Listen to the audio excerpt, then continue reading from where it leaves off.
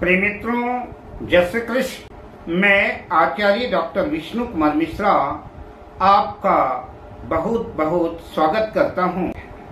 कोई अपने बच्चों को डॉक्टर बनाना चाहता है, कोई माँ बाप अपने बच्चों को इंजीनियर बनाना चाहते हैं। IAS, IPS अन्य क्षेत्रों में कामयाब उच्च पदाधिकारी पद पर सुशोभित होता देखना चाहते हैं और होना भी चाहिए। बच्चों की भविष्य की चिंता भला माँ बाप को नहीं होगी तो फिर भला किसको होगा। किंतु समस्या तब विकट हो जाती है जब माँ बाप और बच्चों की प्रकृति में सामंजस्य नहीं बन पाता।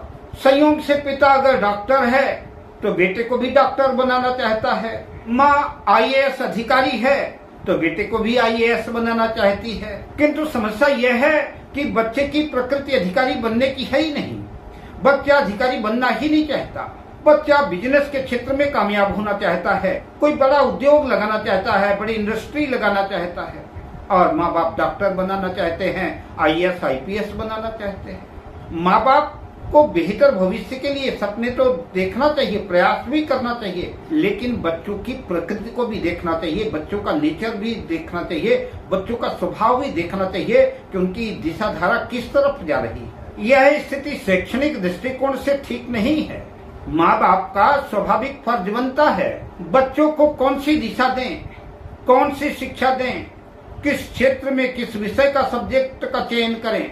किंतु साथ में बच्चे की प्रकृति को भी देखना होगा। बच्चे का स्वभाव कैसा है, बच्चे का दिमाग, बच्चे का माइंड टेक्निकल है या नॉन टेक्निकल, बच्चे की रुचि किस क्षेत्र में है।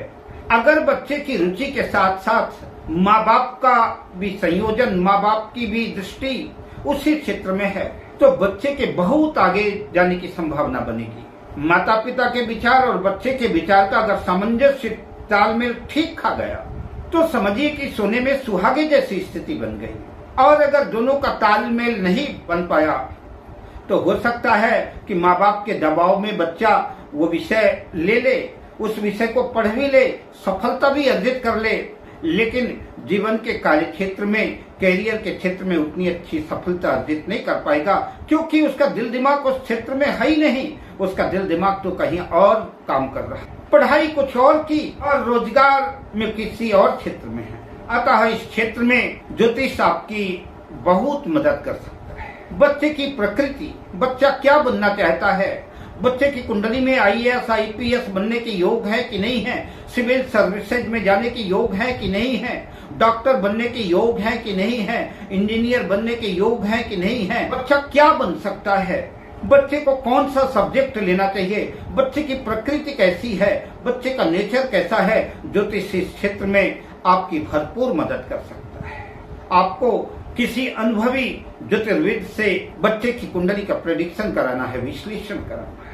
आइए मैं विषय क्रम में आगे बढ़ूं, उससे पहले आपसे आग्रह, अगर आपने अभी तक हमारे इस चैनल को सब्सक्राइब नहीं किया है तो प्लीज चैनल को सब्सक्राइब करें, साथ ही नोटिफिकेशन बेल को भी प्रेस कर लें। अगर आप अपनी या अपनों की जन्म कुंडली का बृहद प्रेडिक्शन कराना चाहते हैं, विश्लेषण कराना चाहते हैं, या हमसे किसी किस्म का ज्योतिषी परामर्श प्राप्त करना चाहते हैं, अथवा उत्तम क्वालिटी के रियल राशि रत्न आदि प्राप्त करना चाहते हैं, तो आप स्क्रीन पर फ्लैश हो रहे नंबरों पर हमसे संपर्क कर सकते हैं।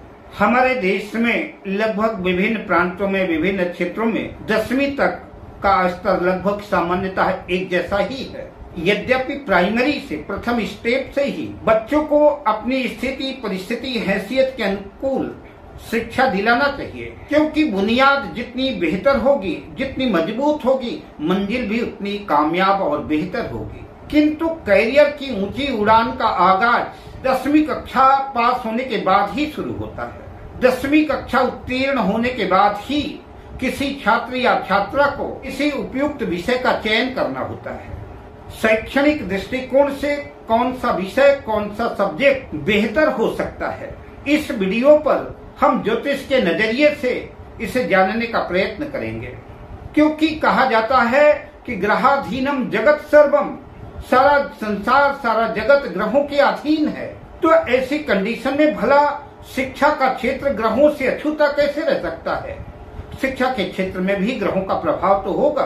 आपकी अपनी जन्म कुंडली और ज्योतिष शास्त्र, विषय निर्धारण और बेहतर कैरियर के संदर्भ में हम चर्चा प्रारंभ करते हैं। जन्म कुंडली चार्ट में 12 भाव होते हैं।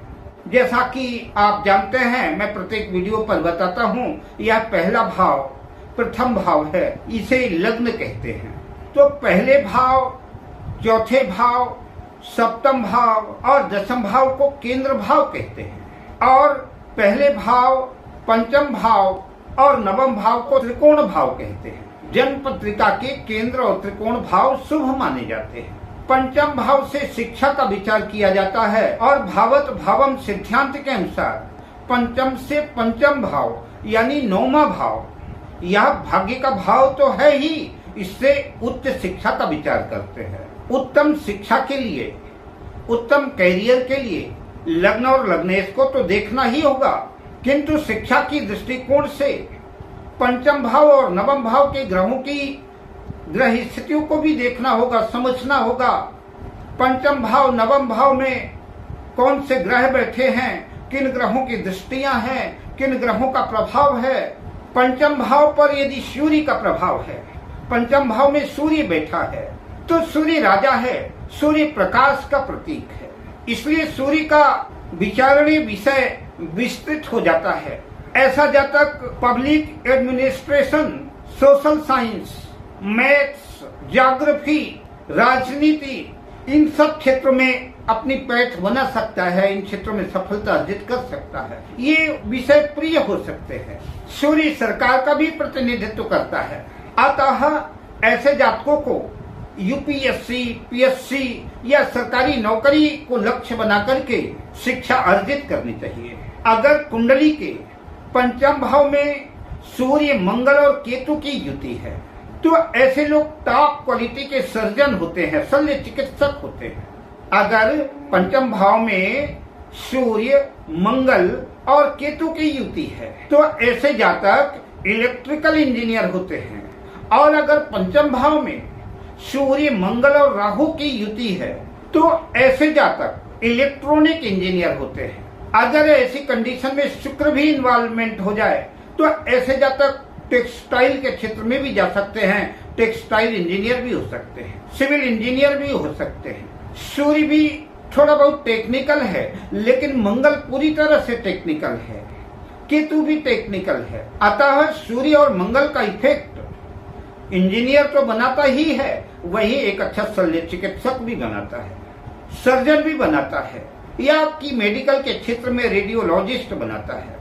अगर पंचम भाव में चंद्र का प्रभाव है, तो चंद्रमा मन का कारक है, चंद्रमा मन सो जाता है, तो मन का दायरा काफी बड़ा है। चंद्र भी सरकार का प्रतिनिधित्व करता है, सरकारी नौकरी की तरफ ले जाता है, तैराकी के क्षेत्र में, डेयरी प्रोडक्ट के क्षेत्र में, नर्सिंग के क्षेत्र में। शुक्र और चंद्र के बहुत से क्षेत्र एक जैसे हैं, जैसे कला का क्षेत्र, ड्राइंग का क्षेत्र, designing, dancing, mixing, singing, media, पत्रकारिता, ब्यूटिशियन, ये सारे क्षेत्र शुक्र और चंद्र के प्रभाव में आते हैं। मंगल की चर्चा मैंने सूर्य के साथ कर दी, किंतु अगर पंचम भाव में मंगल और शनि का प्रभाव है, तो ऐसे जातक भी इंजीनियर होते हैं। शनि और मंगल से प्रभावित लोग कानून के क्षेत्र में भी दखल रखते हैं।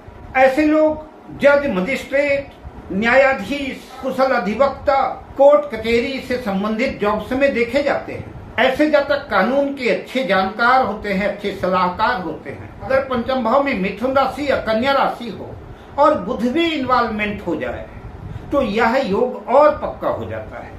अगर आप किसी क्रिमिनल लॉयर की कुंडली देखेंगे, तो कहीं न कहीं शनि और मंगल का प्रभाव देखने को मिलेगा। अगर पंचम भाव में बुध का प्रभाव है, तो ऐसे लोग बैंकिंग से संबंधित क्षेत्र में, अकाउंट या आर्थिक क्षेत्र में इनकी पकड़ रहती है। बुध बुद्धि का कारक है, गणित का कारक है। ये लोग अच्छे सलाहकार होते हैं। कानून, इनकम टैक्स, बीमा से संबंधित क्षेत्र, एस्ट्रोलॉजी, कोई भी क्षेत्र हो सकता है। ये अच्छे परामर्शदाता होते हैं। चार्टर्ड अकाउंटेंट, कुशल अधिवक्ता, मैथमेटिक्स आदि के फील्ड में ऐसे जातक होते हैं। किंतु जन्म पत्रिका में बुध की कंडीशन, बुध की पोजीशन अच्छी होनी चाहिए। बिजनेस मैनेजमेंट में, एमबीए आदि के क्षेत्र में भी बुध की महत्वपूर्ण भूमिका है। अगर गुरु का प्रभाव पंचम भाव में है तो शिक्षा का क्षेत्र, गुरु ज्ञान के ग्रह हैं, ज्ञान के कारक हैं। ऐसे जातक अच्छे शिक्षक, अच्छे प्रोफेसर, प्राचार्य होते हैं या कि शिक्षा के क्षेत्र में ऐसे जातक नौकरी करते हैं। ऐसे जातक बीएड, एमएड होते हैं। बुध के साथ अगर पंचम भाव में गुरु का भी प्रभाव हो तो ऐसे जातक income tax, sale tax, account, कानून आदि के अच्छे सलाहकार होते हैं। बिजनेस या किसी क्षेत्र का, चाहे आर्थिक क्षेत्र हो, चाहे राजनीतिक क्षेत्र हो, कोई भी क्षेत्र हो, गुरु और बुध की युति अच्छा मैनेजमेंट देती है। गुरु और शनि की युति जुडिशियली के क्षेत्र में ले जाती है। ऐसे लोग जज या कानून के अच्छे सलाहकार होते हैं। शुक्र का अगर पंचम भाव में प्रभाव है तो ऐसे जातक मीडिया के क्षेत्र में, पत्रकारिता के क्षेत्र में, चाहे प्रिंट मीडिया हो, चाहे इलेक्ट्रॉनिक मीडिया हो, fashion, designing, beautician, software, luxury, सौंदर्य प्रसाधन से संबंधित काम, शिक्षा आदि के क्षेत्र से शुक्र जोड़ता है। शुक्र के साथ अन्य ग्रहों का प्रभाव रहा तो इंजीनियरिंग, गायनोलॉजिस्ट, टेक्सटाइल आदि के क्षेत्र में भी ले जाता है। कला से जुड़े हुए जितने भी फील्ड हैं, एक्टिंग, मिक्सिंग, डांसिंग, सिंगिंग, नाट्य कला या फिल्म इंडस्ट्री आदि के क्षेत्र में सफलता दिलाता है। शनि के संदर्भ में भी बहुत हद तक चर्चा हो चुकी है।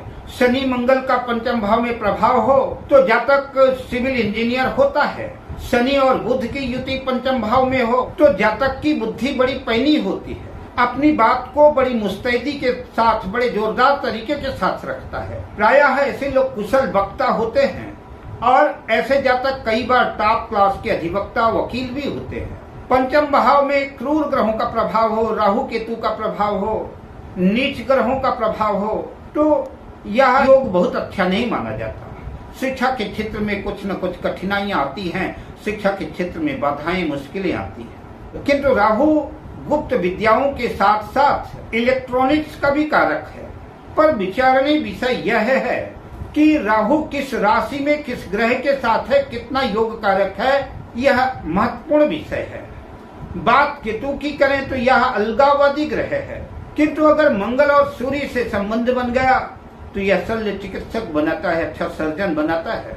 कई बार ऐसा भी होता है कि पंचम भाव में कोई ग्रह नहीं बैठा होता, पंचम भाव में किसी ग्रह की दृष्टि भी नहीं होती। तो मैं कुछ और सूत्र दे रहा हूँ। मैंने केंद्र और त्रिकोण की चर्चा पहले ही कर ली कि कौन से भाव केंद्र भाव हैं, कौन से भाव त्रिकोण भाव हैं।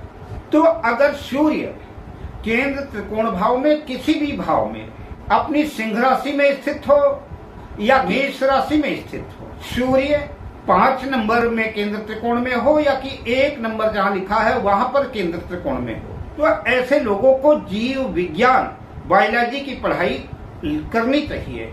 ऐसे जातकों के मेडिकल के क्षेत्र में जाने की संभावना बनेगी। ऐसे जातक तकनीकी शिक्षा या सिविल सर्विसेज के क्षेत्र में तैयारी करें, सरकारी नौकरी की तैयारी करें तो इन्हें कामयाबी अर्जित होगी।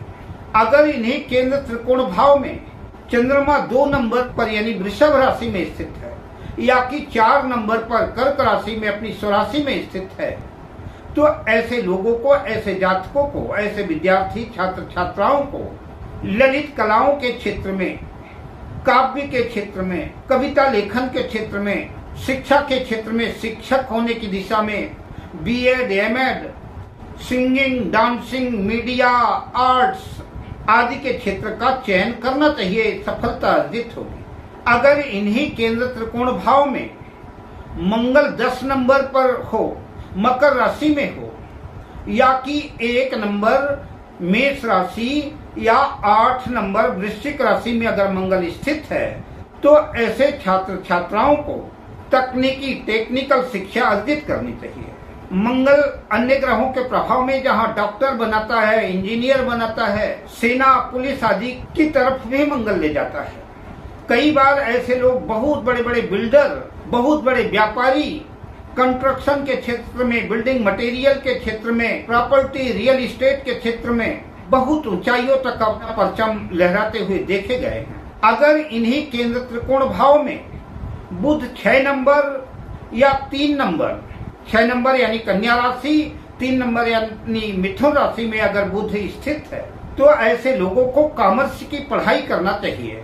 ऐसे लोग चार्टर्ड अकाउंटेंट या बैंकिंग फाइनेंशियल क्षेत्र में काम करते हुए देखे गए हैं। ऐसे लोग एस्ट्रोलॉजी में भी पकड़ रखते हैं। ऐसे लोग अच्छे सलाहकार भी होते हैं, कुशल अधिवक्ता, कानून के अच्छे सलाहकार, अच्छे जानकार भी होते हैं।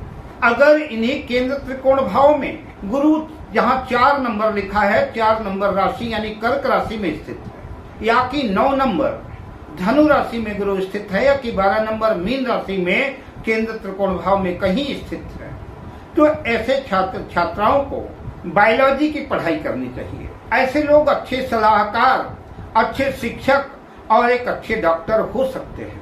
अगर इन्हें केंद्र त्रिकोण भाव में शुक्र 12 नंबर यानी मीन राशि में स्थित है, या कि 7 नंबर तुला राशि, या कि 2 नंबर वृषभ राशि में स्थित है केंद्र त्रिकोण भाव में, तो ऐसे छात्र छात्राओं को कला के क्षेत्र में, मीडिया के क्षेत्र में, एक्टिंग के क्षेत्र में, सिंगिंग, डांसिंग, गीत संगीत के क्षेत्र में, फैशन डिजाइनिंग के क्षेत्र में, ब्यूटिशियन, आर्ट मीडिया के क्षेत्र में शिक्षा अर्जित करनी चाहिए। ऐसे जातक इंटीरियर ग्लैमर के क्षेत्र में भी कामयाबी अर्जित करते हैं, एक ऊंचा मकाम अर्जित करते हैं। अगर इन्हें केंद्र त्रिकोण भाव में शनि 7 नंबर पर तुला राशि में स्थित है, शनि की उच्च राशि है, या कि शनि 10 नंबर मकर राशि में, या कि 11 नंबर कुंभ राशि में केंद्र त्रिकोण भाव में स्थित है, तो ऐसे छात्र छात्राओं को नौकरी की, जॉब्स की तैयारी करना चाहिए। नौकरी के विचार से ही शिक्षा का चयन करना चाहिए कि हमको किस क्षेत्र में जाना है, उस क्षेत्र से संबंधित पढ़ाई करना चाहिए। ऐसे लोग न्याय के क्षेत्र में, जुडिशियरी के क्षेत्र में पकड़ रखते हैं, सेना पुलिस के क्षेत्र में, या कि जिस भी क्षेत्र में वर्दी का उपयोग होता है उस क्षेत्र में जो है तो इनके जाने की संभावना ज्यादा बनेगी। इन्हें उस संबंधित क्षेत्र की तैयारी करना चाहिए। अब हम आपसे लेते हैं विदा, मिलते हैं अगली वीडियो में शुभकामनाओं के साथ। जय श्री कृष्ण।